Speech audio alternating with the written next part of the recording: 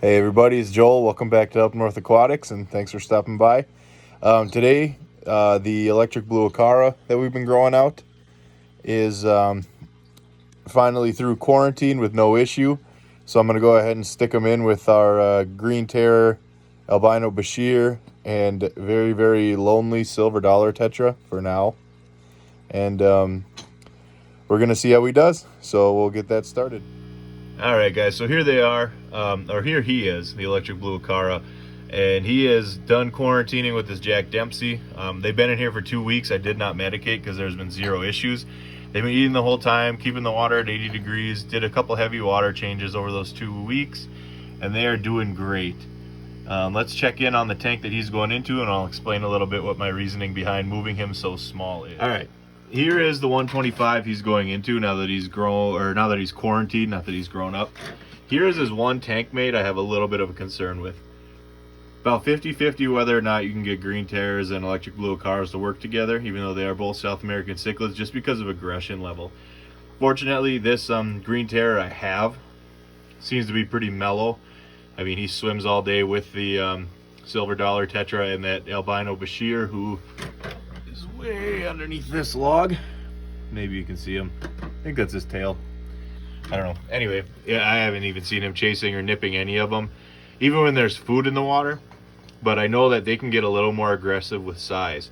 So here's what I want to my thoughts, and I know that this isn't always true with fish, is if I put them together now, when the acara is obviously big enough not to get eaten, and they grow up in that size together, and I check in on them every day, even multiple times a day, I'll be able to know right now if it's going to work long term or not.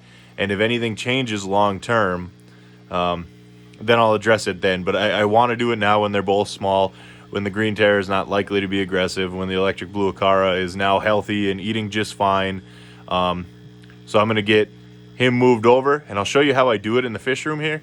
I do take some precautions, even though everything in these two tanks is the same temperature and all the water in here is the same exact parameters. I'll show you how I do it, and then, yeah, I guess we'll get started now on moving him over. Then we'll monitor him a little bit, and we will feed him. Today is going to be a little different of a feeding because it's going to be live bloodworms, which is kind of fun. So let me grab the acara. I'll show him what I do. I'll show you what I do, and we'll go from there. So the very first thing I do is take out one of my most important tools in the whole fish room, the laser thermometer. And we get a reading on both tanks' temperatures. Generally, you don't want them to be more than 2 degrees off. At the very, very worst case scenario, about 4 degrees off. This is also the measurement that I use to determine how much water I could change with cold water. But as you can see, they're about 2 degrees off, so we should be good to just move them on over. Next, I take the lids off of both the tanks so that this can be nice and quick, as easy as possible. Take my specimen container, fill it with the tank water that the fish that's getting moved is in. And then I'm going to try some magic here. I'm going to try to scoop this guy out one-handed for you guys. So this is either going to be like the coolest video ever, or I'm going to look like super lame. But this guy's usually pretty good about coming up to the top when he sees me. So maybe we can make this nice and painless. If not, I'll have to let you go and do some work. If I can coax them up with my hand, and then... Boop. Wow, look at that. You'd think I would have done it before. But now I don't know how I'm going to get him into the specimen container with one hand. So I'm going to go ahead and do that, and then I'll check back in. And there he is. Look at him. All that color. Such a small fish. Very, very active. Kind of panicking. So what I'm going to do now is just take this and float it inside here.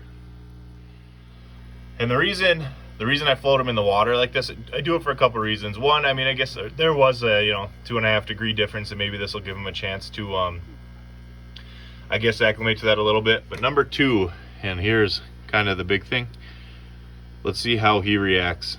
If they're going to go after each other through the plastic, fortunately he doesn't seem too interested, but if they're going to go after each other through the plastic, this is going to be like a total deal breaker there, and we'll figure something out.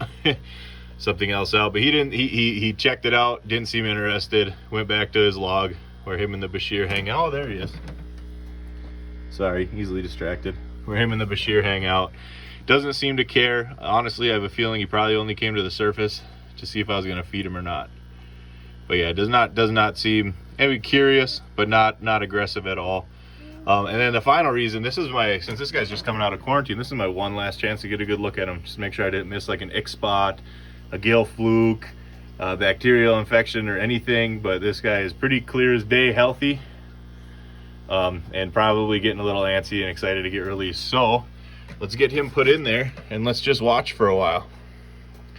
See how he does.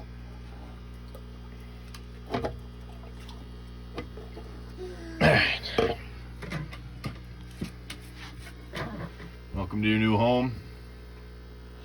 Even the Bashir is coming out to investigate. I don't think he sees very well. I think when he's used to when there's movement at the surface of things coming in. Oh, just barely can't see him. I think he's used to that being an indication that there's going to be food. So he's probably out and very confused, but if he's a little patient, he'll see us feed. And the acara take you to a hiding right away, as I expect.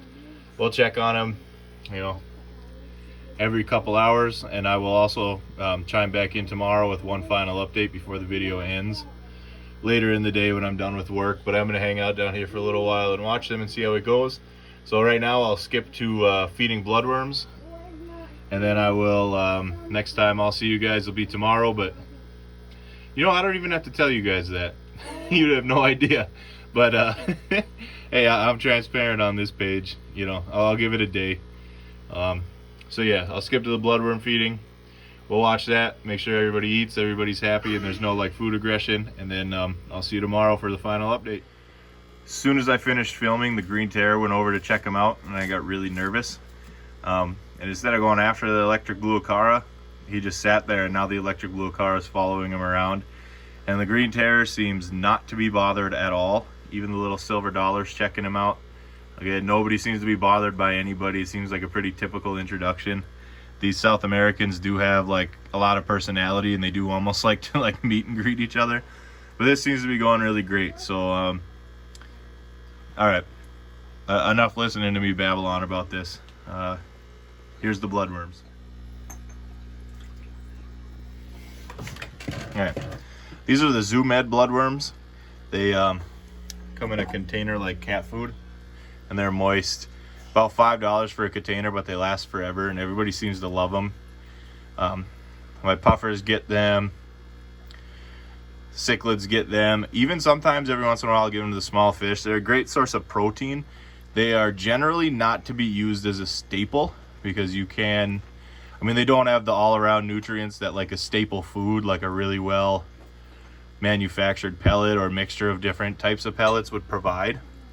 But once a week to make sure they get that protein they need, especially these growing fish, or twice a week. Not going to kill them. They do mess up the water quite a bit. So, again, if you're going to feed this a couple times a week to a tank, I would recommend changing either a lot of volume or more frequent water changes, because you are going to mess it up a little more. One thing that can be helpful in tanks without fish like this, a couple of snails, if you can handle having, an outbreak of snails here and there, just to make sure that all of it gets eaten and like stuff doesn't get left behind and rot, because the bloodworms are, they're dead animal matter, so they will mess up your water a little bit. But yeah, everybody's eating together, nobody's attacking each other. The Bashir came out, grabbed a bite, went back in his log, and now he's coming back for more. So this is exactly what I want to see. The only thing I change is have a few more silver dollars, which will come. And eventually the Jack Dempsey will be in here, and then full grown, that will be like the complete stocking of this tank. Please ignore my child who's they're down here playing with Dad, having fun with the animals. They're just as passionate about them as I am. All right, there's a bloodworm feeding. I will see you guys in 24 hours to do an update on these guys and kind of give some final thoughts, or if we have to move them, we'll move them then too. So maybe we'll be doing that. But so far so good. And there was a few tips and tricks on ways that I've moved fish around and things I look for afterwards. Maybe that can help you out. If you have any other suggestions, leave a comment. I'd love to chat with you guys. So all right, I'll see you tomorrow. All right guys, 24 hours later, and here's what I'm looking for. Any signs of stress, like loss of coloration, spots of ick, any tattered fins or aggression. any chasing, any sulking, sitting in corners, hiding all the time. And even though we did get that little bit right there, I'm not worried about this at all. This is working great. He's doing fine. The only reason he's getting chased off right now is because they think I'm gonna feed. So sorry about that, another toddler interruption. They think I'm about to feed right now, so they're like chasing each other out of the way. Even the Bashir is out, which I'm starting to think maybe he can actually see me a little bit. So yeah, this is great. This is what you want to see. Just very active, obviously searching for food, obviously no damage, obviously no sickness, and he's showing the colors he needs to be showing. So that's how I move fish around. Those are the things I look for. Maybe it helps you out. Let me know in the comments if you learned anything or how you do it, or if there's anything you think I missed out. I'd love to chat with you guys. But yeah, that'll be it for our video today. Thanks for tagging along. All right, if you made it this far, thank you for sticking around. Up North Aquatics is now on TikTok. If you do that at Up North Aquatics, as well as there is a Facebook group, Up North Aquatics Aquarium Advice and Adventures. Come share all your experiences, and let's help each other out to promote and expand on this great hobby. And I just like to hear any interesting stories you have, what you keep, what you breed, what you have luck with. So check that out, Up North Aquatics Aquarium Advice and Adventures on Facebook. So yeah, that's our video on moving the acara, why I did it, and what I looked for. Especially, I feel like there are a lot of important things to mention in this one, especially putting cichlids with cichlids, especially South Americans with other South Americans that can have different aggression levels and sometimes work and sometimes don't. Important thing to note is I'm down here every day, sometimes multiple times a day, so I will be keeping a really close eye on these guys. And when they hit adult size, that green terror could very well be aggressive enough that he needs to be on his own. So that'll be monitored every single day, every single fish in this tank. But for now, it's working great. Hopefully, as they grow out together, it continues to work great. And I will add, more hiding spots as I add more fish, so we could build a community of South Americans that are, really colorful, with some of the other fish being the tetras and stuff, and the one oddball Bashir. But I think this tank will be awesome when the Jack Dempsey's done growing out and in there, and we get some more silver dollar. So anyway, if this is the kind of content you like, I know I catch myself rambling here. If this is the kind of content you like, please subscribe to Up North Aquatics. Check me out on Facebook and check us out on TikTok, and we'll have all sorts of aquarium adventures. So again, this is Joel at Up North Aquatics. Thanks for stopping by.